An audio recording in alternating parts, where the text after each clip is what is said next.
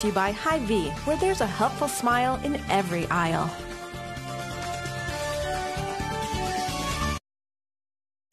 Now, from across the tri-state, this is KHQA Sports.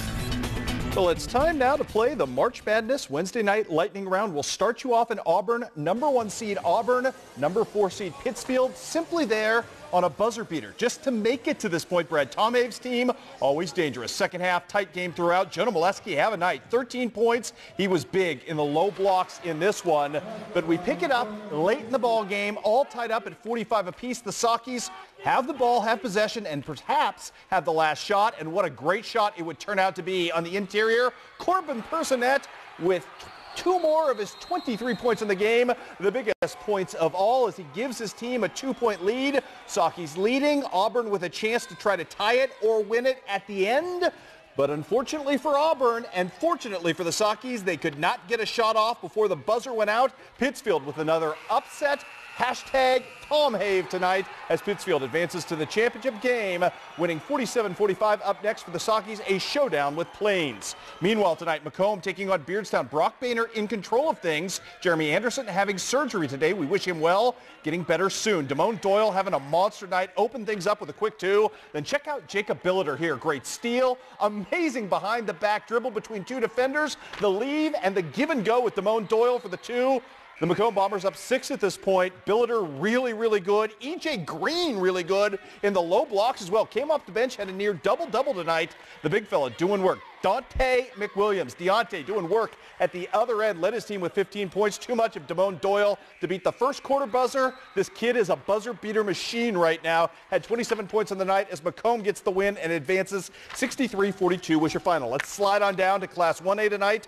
Camp Point Central down 13 at the half to Payson Seymour trying to come back. Alhair Saldana doing the kiss-off last thing to get his team back within 6. Payson Seymour, though, continue to attack smartly in this game. Ball movement, great. Trevor Myers at the end finishes strong. Payson Seymour holds off that comeback attempt and advances tonight. Thanks to 13 points from Clayton Conrad, 15 from Hunter Flessner. Payson Seymour winning 44-37. Up next for them, the winner of Griggsville-Perry and Unity. It was a Pop-Tart kind of night for the Tornadoes because they were crazy good in this ball game. Joseph Myers in the interior posting up strong. Then Skylar Miller running the break this time to Riley Bradshaw. 20 points on the night. Good stuff from him. The Bradshaws in full effect in this one. Caleb Bradshaw taking the ball, spinning away from 2. No, check that. 3 defenders kissing one off glass. All Griggsville-Perry in this ball game, despite the better efforts right here of Dawson Moore, who tried to keep his team involved early, late in the ball game. The pull away. Jordan Dehart cleaning up the glass. All Griggsville-Perry who wins 81-53. Take on Payson coming up on Friday night. Elsewhere, we move you to Astoria tonight. West Prairie, the 1 seed, taking on South Fulton. West Prairie struggling to score, except right here. Great passing from Jamie Cousins to Luke Farquhar, but South Fulton equal to the task tonight. Feeling the upset on their home floor. Tyler Engel had 19 points, including the buzzer beater right here. The big-time upset win for South Fulton as they get it done 46-41 was your final in that ball game. Elsewhere on the docket, up next for South Fulton, a showdown with A-Town. Meanwhile, down at the Whitehall Regional, it was West Central season coming to an end, and Carrollton, of course, knocking off Greenfield as everyone expected. Over to Missouri now. Palmyra, Highland, Gumby in the house. You know it was a big night. Great ball game tonight. Sam Porter took a backseat to no one in the first half of this ball game. Great take for him. Porter not done. 23-point night for this young man who single-handedly fueled Highland to the big first half lead. Trey Many about the only bright spot in the first half for Palmyra. Had 12 points, put on a 3-point shooting exhibition down the stretch though. Highland comes to life answering Austin Richmiller take. More of Sammy Porter.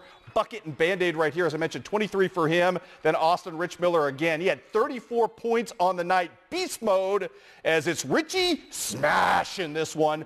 Big time comeback from Palmyra late in this ball game, fueled by Trevor Many, who had 38, but not enough. Highland gets the win, advances on by the final count of 82-80 in a thriller tonight. Wow, great take there by Miles Kite as well. Up next for the Highland Cougars, a showdown with Bowling Green, who dispatched with Macon rather easily tonight. 61-40 is your final there. Good news for the Canton Tigers. They're advancing on into a district championship game on Saturday, taking out Monroe City 52-37. Also, Clopton a winner over Crossroads, 56-27 your final there. North Shelby advancing as well. Nice win for them, 52-41 was your final. On the girls' side, bad news for North Shelby. A loss to La Plata ends their season. John Wood men at home tonight.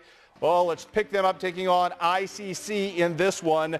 And if John Wood could win, they would seize control of the #1 seed in their conference tournament. Paxton Harmon have a night in this one. 19 points, 9 rebounds for the Pride of West Hancock. Look at the creation right there by Brody Gronwald. Eventually, it ends up in the hands of Harmon again. Just lights out shooting from this kid. Speaking of guys who have been red hot, Daquan Dixon, big time for the Blazers in this ball game, finishing on the fast break, and then Brody Gronwald, who had 12 points on the night. All Blazers, as they get this thing done tonight, they get the #1 seed. 77-71 is your final, controlling their own destiny and doing a nice job of doing so. John Wood women in action tonight, taking on Lewis and Clark. Norman Rodriguez's team looking for balanced scoring. They would find it tonight. Maddie Whitaker going strong to the hoop right here. Quick first step for her, great take, and a really nice finish. Then Marlou Peters on the rebound.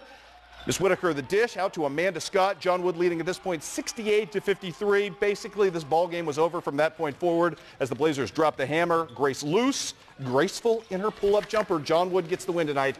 Final count in this one was 97-78 on the night. So another busy night of March Madness tonight.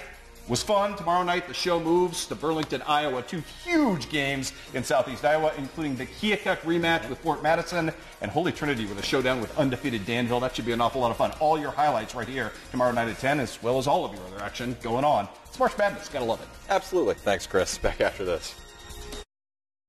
We've always had the largest selection and top-notch service. But did you also know we carry all of the top name brands? Sealy Posture